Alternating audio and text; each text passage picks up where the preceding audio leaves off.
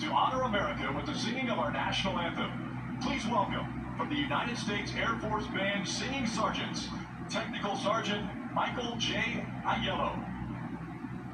Oh, say, can you see by the dawn's early light what so proudly we hailed at the twilight's last gleaming, whose broad stripes and bright stars through the perilous fight o'er the ramparts we watched were so gallantly streaming, and the rockets' red glare, the bombs bursting in air, gave proof through the night that our flag was still there.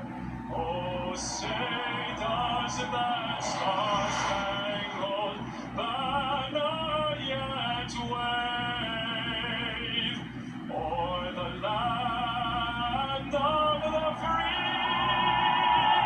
and the home of the brave?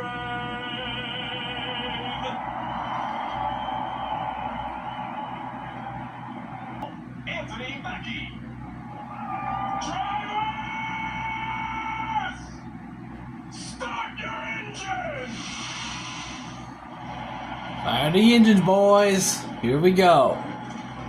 Sellout crowd in Daytona for the 67th annual 500. The Wood Brothers family, racing Fords and NASCAR since 1949, wave the green flag, and we're underway.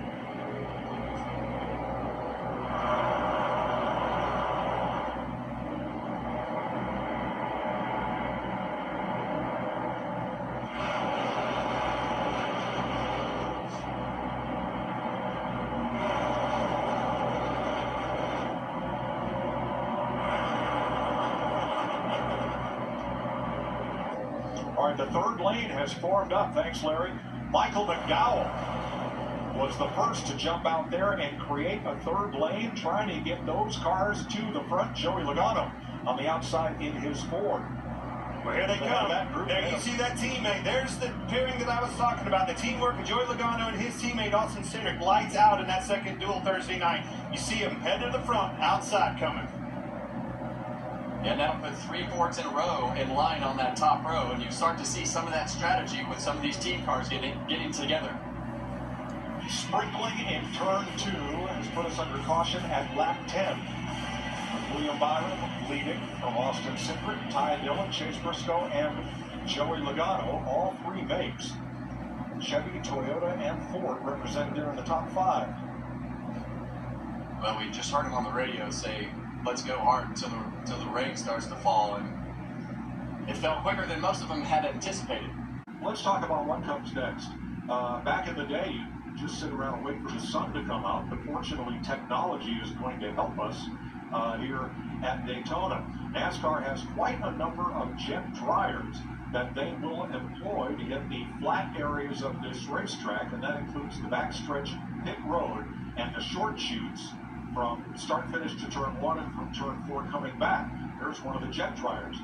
They also have the air tundras. This is a NASCAR patented track drying system that once the rain stops, those units mounted on pickup trucks, and they sing a one-note song, but that concentrated blast of air does a great job of drying the race surface.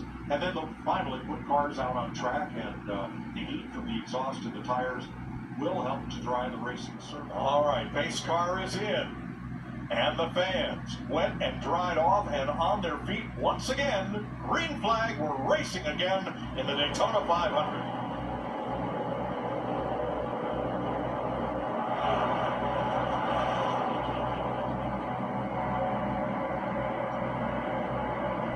Kind of broke up a little bit around that 56 row, Kev. Yeah, it looked like the 9 car, I don't know what happened on that restart with Chase Elliott, but it looked like they definitely had a gap. Something happened right there going through the gears. That's right. Joey Logano's Ford, Chase Elliott Chevy, and right behind them, the 2 winners in Thursday night's dual races, Austin Cindric in the number 2 Bubba Wallace in the 23. There he goes. Chase Elliott, he wants the lead.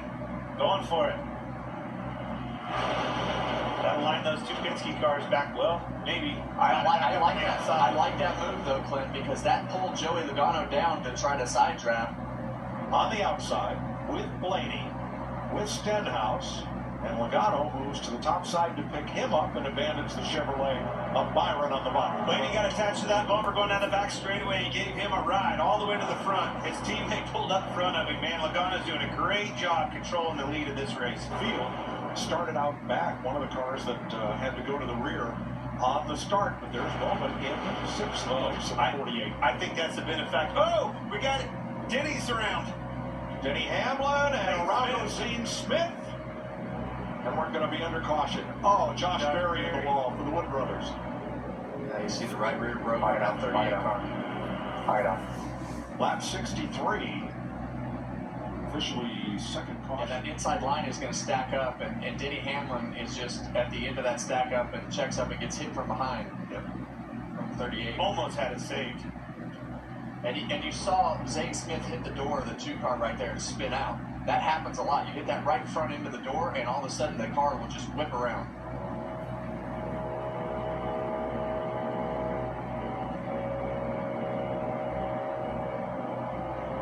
Still out there. Occupied outside. Outside. Boy, Hamlin did a nice job of keeping that car going forward as it slammed down from the banking onto the flat. Yeah, he actually went down on the flat, and then the back of the car started to come around, and it actually hooked the banking with that right rear tire.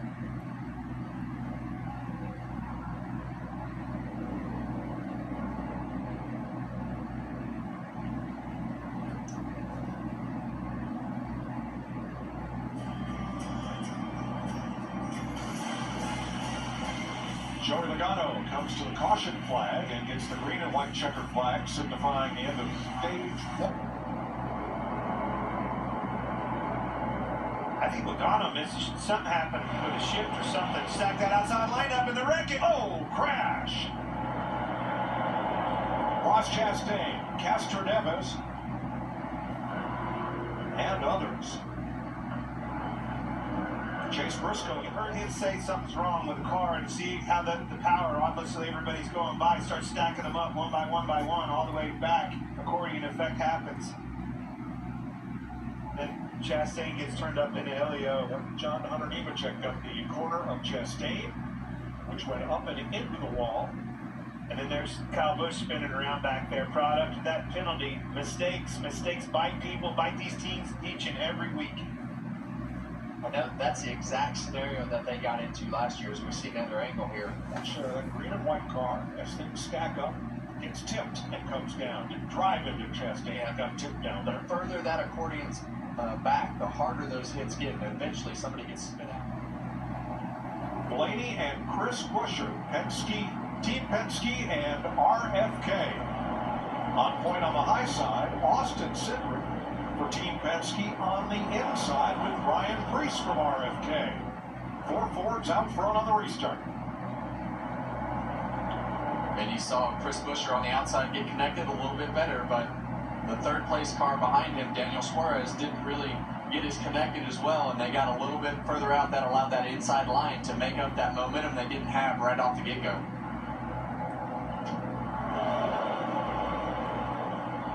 Noah Gragson on the bottom, trying to bring Ryan Preece up there into play. Before in the 60 with last year's Daytona 500 runner-up Alex Bowman third in line. And there on the bottom. There again, you see Chase Elliott being able to keep that really close spacing on the back bumper of Austin Cindric as he shoves him out there to the lead. I mean, unbelievable. I cannot believe they changed that in that short amount of time and got him out there, didn't even lose the flat. Logano's won stage 1 and had that engine problem. Larry Mack reported it was idling at 6,000 RPM before they made those changes. And if you counted Logano out, guess again. Cindric and Blaney tied together. Now Blaney comes up to hold number 9 back. Cindric's way out there. Well, that's what we talked about. You want to send that leader as far out as you can to make him make some decisions. Here they come. Here they come to the line. Cindric, can he edge Blaney? No, Blaney gets the push from his buddy Chase Elliott, and Ryan Blaney wins stage number 2. I'm afraid he got too far out. He did. Well, that's what we talked about earlier. You want to shove them out so that you can get them slowed down coming back towards the pack. 4 drivers in the front, each trying to win their first Daytona 500. Here comes a big push. Chase Elliott in the back and Wallace on that outside to the lead. Well, now you think that's just a classic case of Ryan Blaney trying to save a little bit more fuel, and those guys are just not in that mode to his extent right now. Regardless, it's off the same bumper it always is, that 9 car.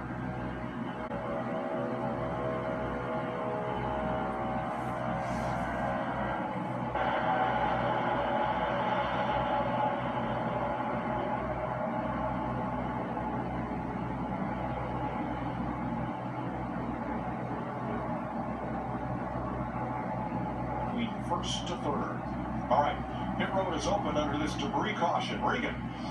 Likely Brian done a nice job of positioning himself again towards the front of the pack. Race car a little bit loose when being pushed. It should be right side only for the 24. Josh?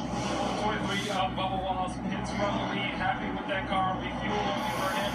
Same deal with Ryan Blaney. Just off the spotter about if he can do anything better. Jimmy? Austin Cindric comes in 4th. He's led 37 laps today. 3 seconds of fuel only. You see the urgency picking up in the back. That 3 wide happened immediately. No more fuel saving, folks. Wide open from here on out.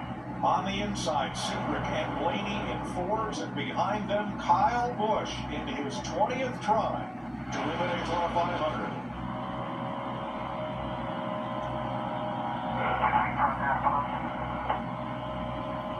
Made up the ground. They're going to have about one more chance of blocking this 22, and if they miss it, he's going to be around him. Huge pushes off of John Hunter Nemechek behind him. Look at this. Whoa! Whoa!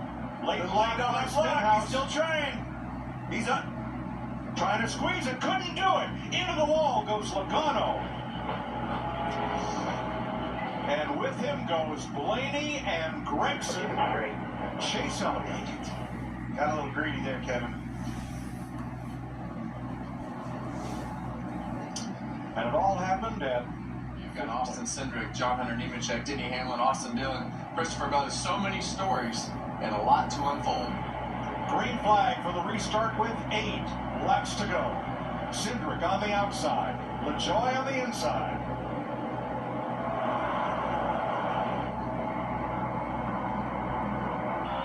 This isn't the scenario that I think I would want if I was a teammate, you know, with being door-to-door with my teammate, Hamlin and Bell, for the front. Oh, gets fell into the wall. For the front bumper, Custer, and up in the air goes Ryan Preece. And for the second time in his career, he is flipping at Daytona. Damn. Good grief. Hope he's okay. Front bumper we were talking about lap before. He got flipped upside down Custer got to again. his bumper, that thing went side to side, and he couldn't hold on to it. It was one too many. Holy sh**.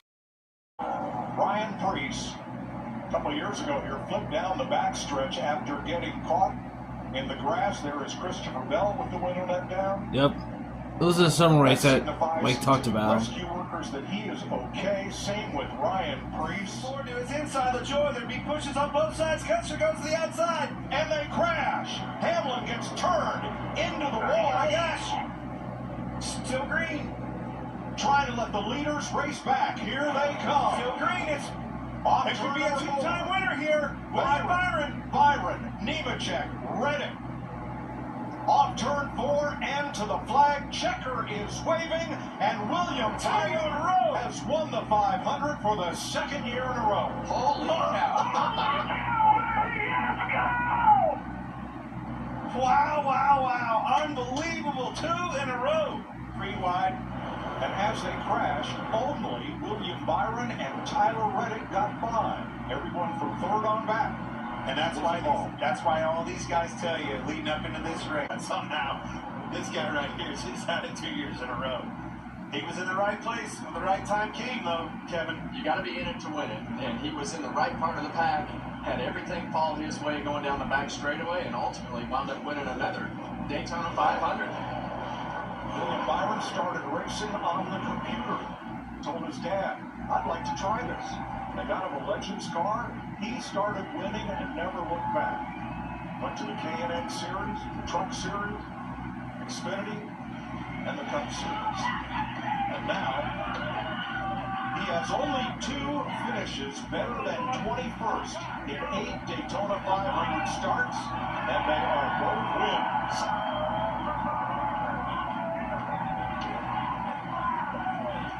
It's the 10th win for Rick Hendrick. Carlin breaking a tie with Petty Motorsports.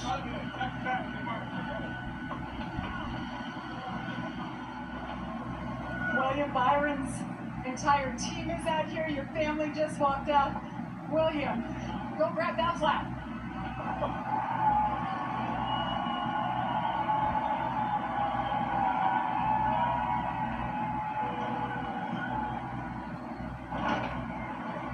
William, you were 9th with 1 lap to go.